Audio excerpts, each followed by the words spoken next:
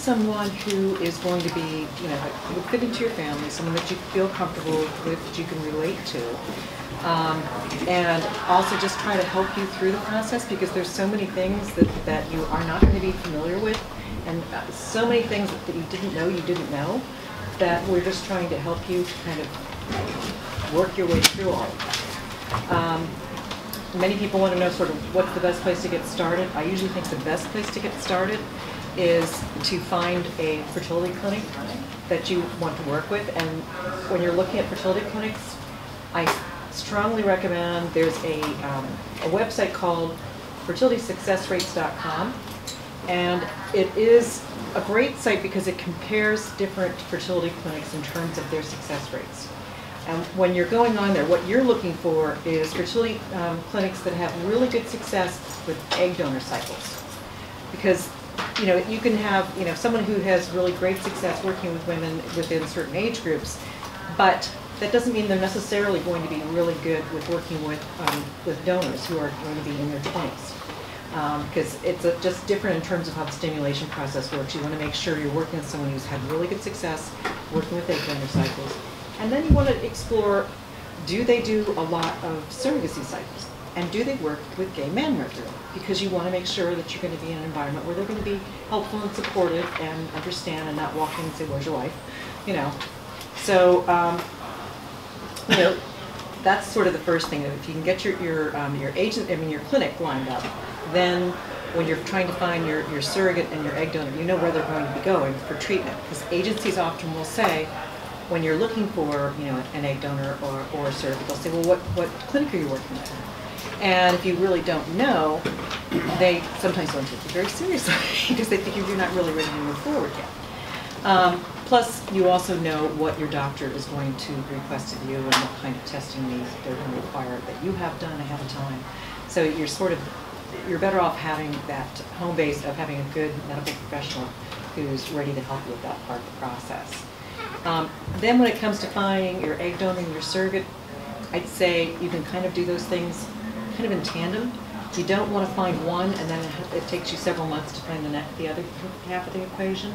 The good news is these days, it's not terribly unusual for people to say, find their egg donor, create those embryos, because you already have the sperm donor already, so to create those embryos, and then you maybe find your surrogate. But really, fresh cycles still tend to be a little bit more successful, so it's kind of nice to be able to do both pretty much at the same time.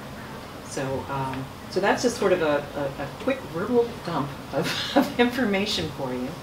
And why don't, did you have a question? Whenever you're finished. I'm finished. You just reminded me of something that was discussed in the broader session. Yeah. A lot of IVF clinics have their own egg donor databases. Mm-hmm. Do you foresee any conflicts of interest if you work through IVF clinic that does that? No, in fact, I would say, even this is what I do. What I would say is, if you can find an egg donor within your clinic's program, it does save you time and money, and in those cases, those donors have usually, not in every case, but usually they have been pre-screened medically and psychologically. The difficulty comes in that you don't always find someone that you like, that you can relate to. And I don't recommend, whether it's with your clinic or with an agency, I don't recommend getting on a waiting list for an egg donor.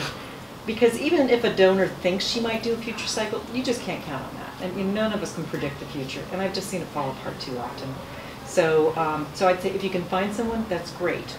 But quite often people come to us because they can't find someone that way. And let's say they're looking for an Asian egg donor, okay? Because that's something we do a lot of. There's not one, usually the clinics don't have any Asian egg donors.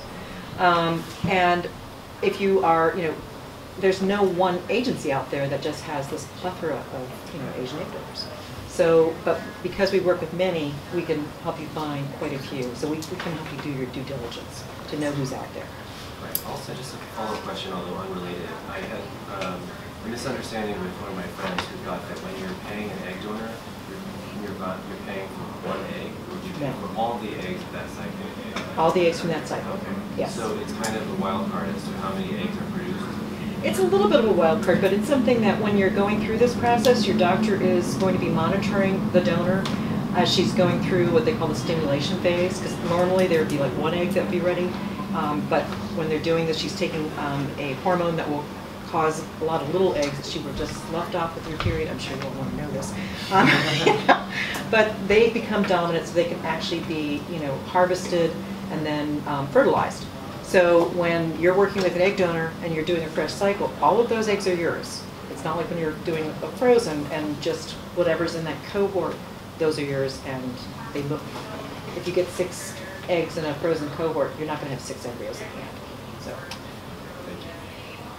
So just structurally, I guess my question, it Yeah. seems like the advantage of your organization is that you sort of take care of, or could take care of one or the other pieces of the puzzle if you need both a donor and a surrogate. Right. And yet there are agencies that we're seeing or that we've met today who sort of do the whole shebang, right? They can sort of be with you from moment one that you decide you want to do this all the way through the end and can cover egg donation, surrogacy, etc. So what do you see as the advantages of sort of your scenario versus that scenario? What I'd say the biggest advantage is that whenever you're working with an agency, what they have to offer you is only what they have. And so, it's a little bit, and this is not a very great scenario, but or example, but it's a little bit like you're selling cars, and you can sell any cars that you happen to have, but you only have Fords. And if you want a Nissan, well, you're out of luck. And they'll say, well, why don't you want a Ford? So because we have, access to so many different possibilities, we can help you find people that are more likely to fit what you're looking for. And we're not going to be trying to talk you into something because we work completely independently. We don't get any kind of referral fees from agencies or anyone else. Basically, you all pay us to do the work, and we help you, and we present all the possibilities for you. Can you explain kind of what your fee structure is, and then also how, if we were, say, working with an agency and or a clinic, kind of what parts you take care of the overall Sure. structure versus what I would be paying to an agency or a lawyer or a fertility clinic? So what we do, we just charge a flat fee for either doing an egg donor search, surrogate search, or a combination of the two. So once we have found these parts of the puzzle for you, then we turn you over to the agency, and we vet the agencies that we work with. Mm-hmm. They will take things from that point on. We're still available when it comes to a lot of times people will come back to us and say, well, the agency just had us, they want us to sign this agreement, and this is what they're asking, and we're not attorneys, but we'll say, well, here's an attorney, you may want to talk to an attorney about this and review this with them. Or we can just say, that's normal. Just so it's sort of like, in a sense, we say we're sort of your friend for a season because we can kind of help you through these things. And if you don't have a friend that has been through this, then you may not quite know who to ask these questions of. But so, like both egg donors and the surrogates need to have a certain amount of medical clearance before they're really eligible They do. to do this. Are you only referring people that have been through this screening already, or is it sort of pre? No. In fact, what I'd have to say, and this is something that you all will need to know too, is that when donors are recruited into an agency, agencies are not medical facilities. They don't have a medical director. So they are not medically screened at that point. They do ask them all kinds of questions. They ask them all the FDA questions. They fill out very extensive profiles. So you can kind of look through, and whenever we're doing it, we're always looking through to eliminate anyone that has any what we think of as red flags for hereditary issues, because we don't want to send those people on. Everyone's going to have something, but we're trying to avoid things like cancer in the immediate family under the age of 40, things that are mental illness in the family, that type of thing. But anytime you choose a donor or a surrogate, they're going to have to be medically screened. And you, as the intended parent, are the people that are responsible for taking care of paying for that.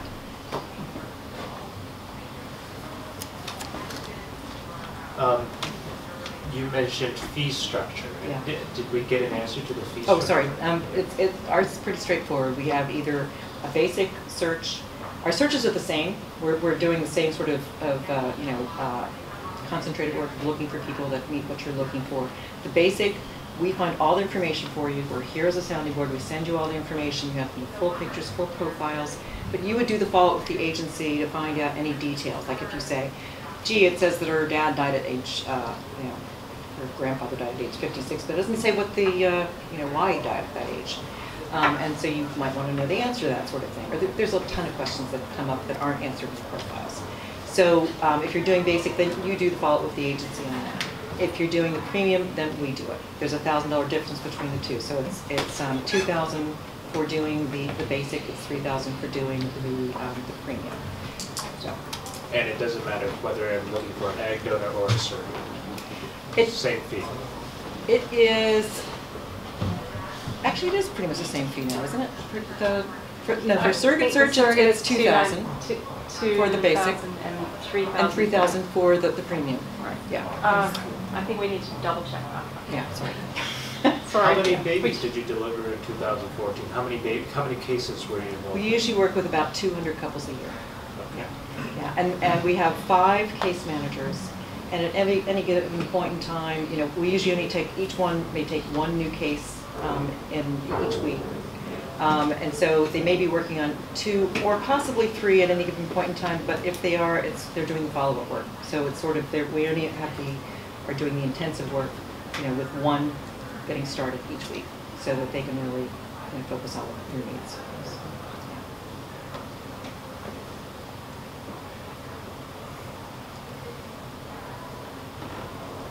Well, don't all speak at once. Did you have any response to what they were saying in the general session about the compensation for egg donors?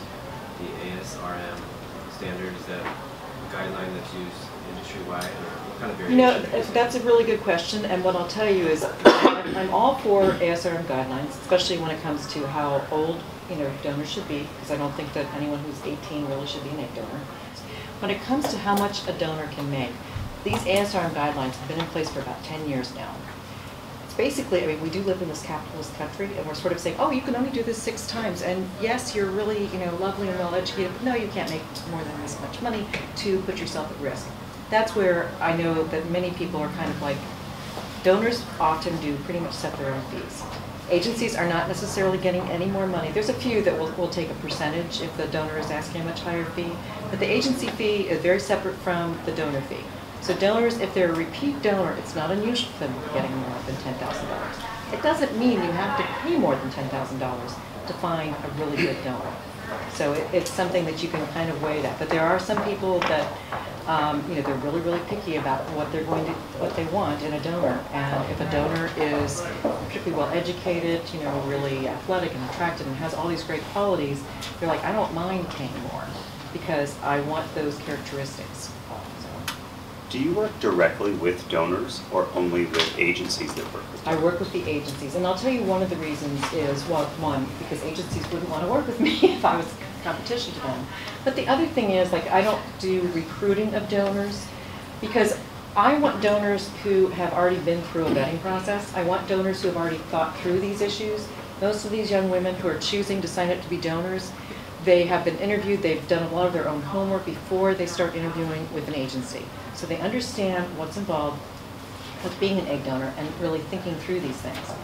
I've found in the past when I was working with agencies, when we would advertise for a donor, a lot of times the girls that would respond weren't anything close to what people were looking for. They were just like, great, I want to make that money, and they'd respond, and I want a tall blonde, and they'd be short brown hair and not appropriate at all. And I also would find, even if they were appropriate, that sometimes what would happen is that they got caught up in the whole idea of earning, this higher fee, because if you're advertising, personally, often you will offer a higher fee. They haven't thought through everything, because you really do, as an egg donor, you need to sort of think through this. This is not like donating blood or anything. If a young woman sees this, that I have children running around out there, and she's not quite comfortable with that, then she shouldn't be a donor. And nothing against that. It's just that's something that she needs to think through all of these things. So I prefer to work with young women who have signed up with an agency. They're a little less likely to get cold feet and say, "Ooh, I can't do this."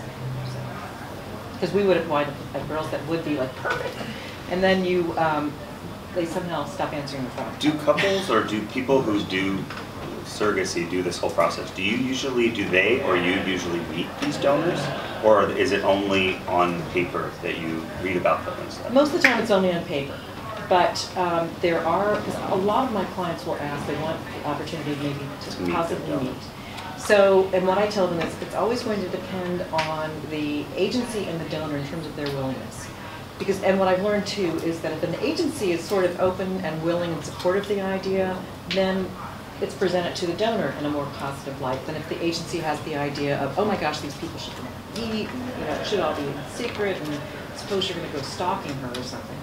But I think it can be a good and positive thing. You just can't count on that happening all the time. But those some of the kinds of the search criteria you put in there, such as I want to know my egg donor, or I want my egg donor to be anonymous, or I want my surrogate to have a relationship, or I want a surrogate. Yeah, you can put all of that in there, and especially when it comes to the surrogate, because that is much more of an interactive thing, and you want to make sure you're on the same page. When it comes to a donor, you can say, I only want to work with a donor that's willing to meet, or possibly, who's willing to have some sort of contact with my child later on.